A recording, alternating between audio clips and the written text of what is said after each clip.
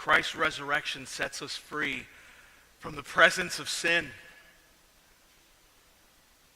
While we have been made alive in the Spirit, regenerated, and progressing in righteousness, there are two realities that we still face. One is the flesh, that part of us that has yet to be destroyed. Prior to salvation, we lived in and were ruled by the flesh. But now that we have been made alive by the Spirit, there is a war within us. There's this war within us. Our body, which previously was only led by the flesh, now can be led by the Spirit or the flesh. The mind of the flesh is against righteousness, but we can now live to righteousness by the Spirit. The same Spirit which raised Christ from the dead. But this eternal war will come to an end, my friends. This eternal war will come to an end. When we die, our battle with the flesh is over, and we enter the presence of Christ. We will gain freedom from the presence of sin in ourselves. That's a wonderful thought. One of my favorite things about going to heaven is that I won't sin anymore. Aren't you just tired of sinning?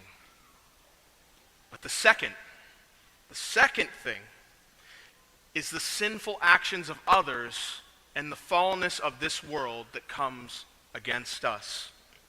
When God takes us home to glory, we will no longer be in the presence of sin.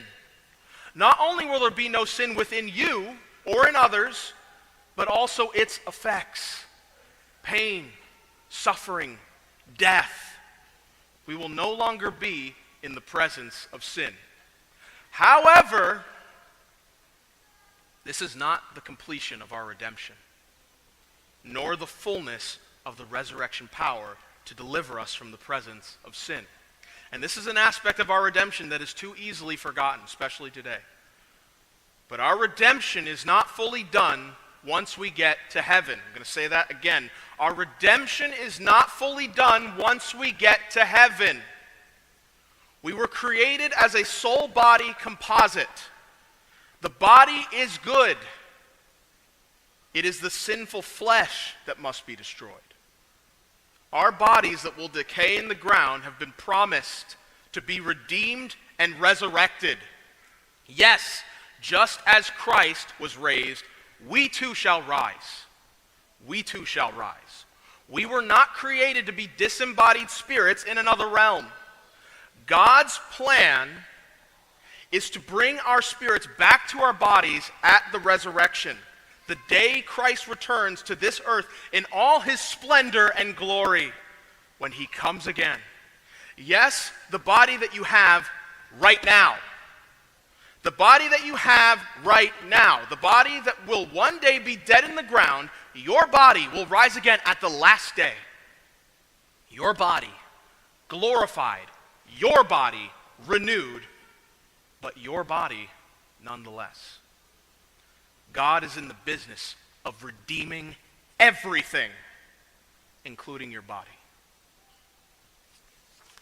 Matthew Henry, speaking of this reality, says this: though the souls of the faithful, when they depart, are immediately with Christ, yet their happiness will not be complete till the general resurrection of the dead at the last day, when soul and body shall be glorified together.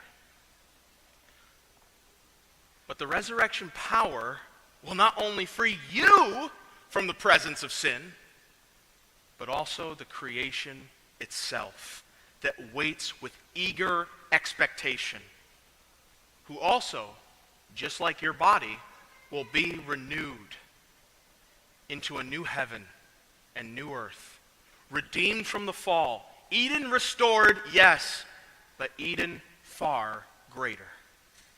Eden far greater. And we will walk this renewed earth with no fear of the curse.